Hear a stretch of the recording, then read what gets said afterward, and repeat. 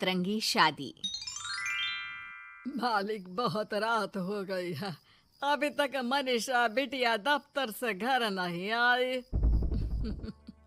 अरे don't worry Ramu, आ जाएगी। समझदार और पढ़ी लिखी लड़की है, ऊपर से अपने फौजी बाप की तरफ बहादुर भी है। तुम जाकर खाना लगाओ रामू, वो आती ही होगी। जी मालिक। मनीषा मनोहर की इकलौती बेटी थी। मनीषा की माँ का उसके बचपन में ही स्वर्गवास होने और मनोहर के फौजी होने के कारण मनोहर ने अपनी बेटी को बिल्कुल लड़कों के जैसा ही पाला था।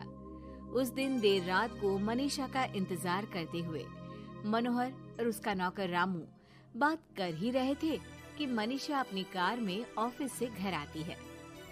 अरे रामू काका, बड़ी भूख लग रही है, जल्दी से खाना लगा दो। और कल मेरे कुछ खास क्लाइंट्स घर पर लंच के लिए भी आ रहे हैं, तो कुछ अच्छा सा बना देना।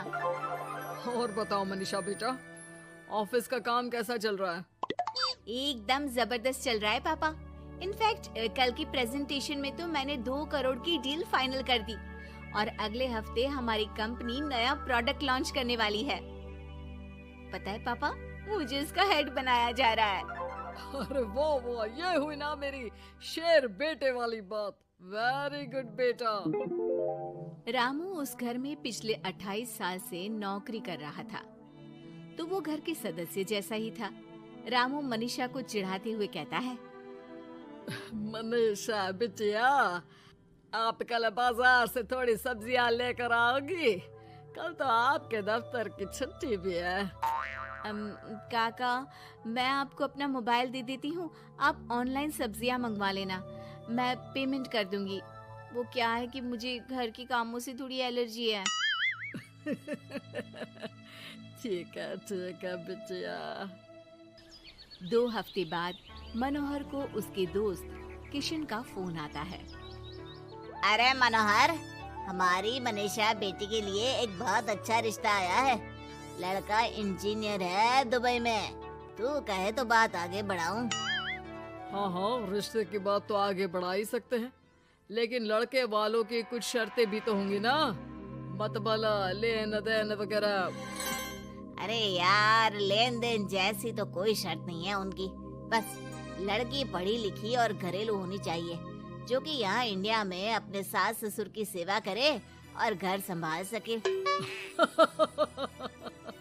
अरे यार किशन, तू तो मनीषा को जानता ही है, पढ़ी लिखी और जिम्मेदार तो है वो, लेकिन घर के नहीं बाहर के कामों में मुझे नहीं लगता कि वो मानेगी। लेकिन फिर भी मैं उसे पूछ के बताता हूँ तुझे। मनोहर अपनी बेटी से उसके लिए आए रिश्ते की बात करता है और उसे लड़के वालों की शर्त के बारे में भी बताता है, जिस पर मनीषा कहती है, पापा आप तो जानते हैं ना कि मुझे घर के कामों में कोई इंटरेस्ट नहीं है और आपने मुझे पढ़ा लिखा के अपने पैरों पे खड़ा होना सिखाया। क्या इस दिन के लिए कि एक दिन मैं शादी करके किसी का घर संभालूं? ना, मुझे नहीं करनी शादी वादी, आप मना कर दो उन्हें। इतना कहकर मनीषा घर से बाहर चली जाती है। रास्ते में उसे उसकी फ्रेंड का फोन आता है, जो उसे बाकी फ्रेंड्स के साथ एक रेस्टोरेंट में बुलाती है। मनीषा जाना तो नहीं चाहती थी, लेकिन उस रिश्ते की बात से हुए खराब मूड को बदलने के लिए वो चली जाती है। मनीषा और उसके दोस्त एक टेबल पर बैठे होते हैं कि उसकी नजर उसी रेस्टोरेंट में गिटार बजा रहे एक लड़के पर पड़ती है, जो मनीषा की फेवरेट धुन बजा रहा होता है। मनीषा झट से सारी बातें भूलकर उस गिटार की धुन में खो जाती है। थोड़ी देर बाद सब उस लड़के की परफॉर्मेंस पर तालियां बजाते हैं, तो मनीषा भी स्माइल करके तालियां बजाने लगती है। उसी शाम जब मनीषा घर जा रही होती है, तो उसे वही लड़का दिखता है जो रेस्टोरेंट में गिटार बजा रहा था। वो अपनी गाड़ी रोककर उससे पूछती है कि हाय, तुम वही हो ना जो थोड़ी देर पहले रेस्टोरेंट में गिटार बजा रहे थे? I am so impressed with your talent. Actually वो मेरी फेवरेट धुन थी। जी थैंक यू, ये मेरा शौक भी है और इससे मेरी थोड़ी बहुत गुजारे लायक कमाई भी हो जाती है। अच्छा, और क्या करते हो? जी मैं कॉफी बहुत अच्छी बनाता हूँ। और कॉफी के अलावा भी बहुत कुछ।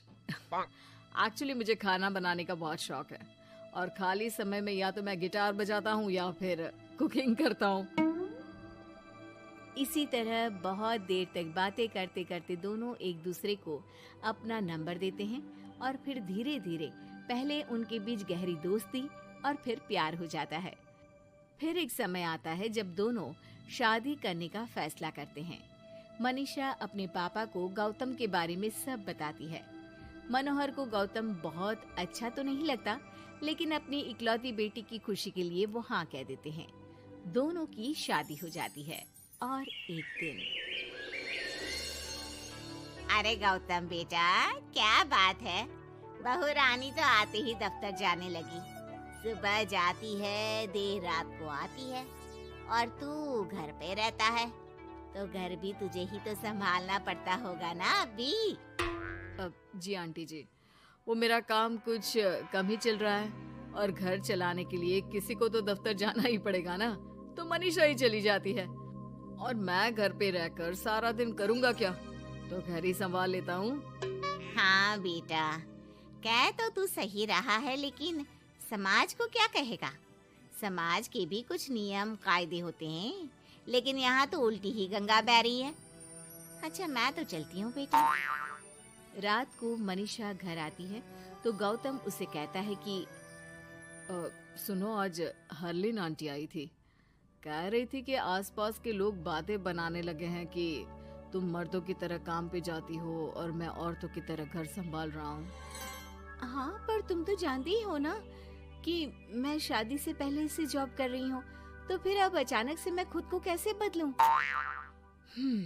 एक काम करते हैं, तुम कुछ महीनों के लिए घर से ही ऑनलाइन सारा काम कर लो और हो सके तो घर के काम ट्राई भी कर लो, और मैं बाहर जाकर अपने लिए पक्की नौकरी ढूंढता हूँ। मनीषा मान जाती है और फिर शुरू होती है उनकी नई दिनचर्या। ये लो गौतम, तुम्हारा नाश्ता, चाय और टोस्ट। ये टोस्ट है या किसी नक्शे का काला प्रिंट आउट? अरे मेरी माँ चाय में चीनी डालते हैं, नमक नहीं। ठीक है, मैं क्या करूं? चीनी और नमक एक जैसे ही तो दिखते हैं ना। तुम्हें खाना है तो खाओ, वरना ऐसे ही जाओ। अच्छा, तो तुम्हारी क्वालिफिकेशंस क्या है? क्या काम आता है तुम्हें? जी, मैंने वैसे तो बीकॉम किया है, लेकिन काम का कोई एक्सपीरियंस नहीं है। एक्चुअली मेरे पेरेंट्स ने ज़बरदस्ती मुझे ये डिग्री करवा दी थी। मुझे तो गिटार बजाना ही पसंद है सर। ठीक है मिस्टर गौतम, जब हमारी कंपनी को किसी गिटार परफॉर्मेंस की ज़रूरत होगी तब आपको बुला लिया जाएगा। फिलहाल के लिए आप जा सकते हैं। जॉब ना मिलने के दुख में मुख लटकाए गौतम घर आता है तो देखता है कि अरे ये क्या मनीषा, सारा घर बिखरा पड़ा है और ये किचन की ये हाल। अरे सब ठीक तो है ना?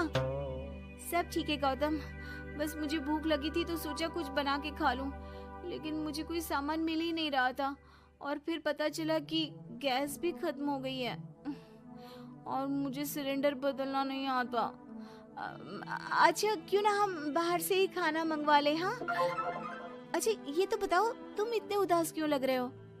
अरे क्या बताऊं, मुझे नौकरी नहीं मिली, लगता भी नहीं कि मिलेगी कभी।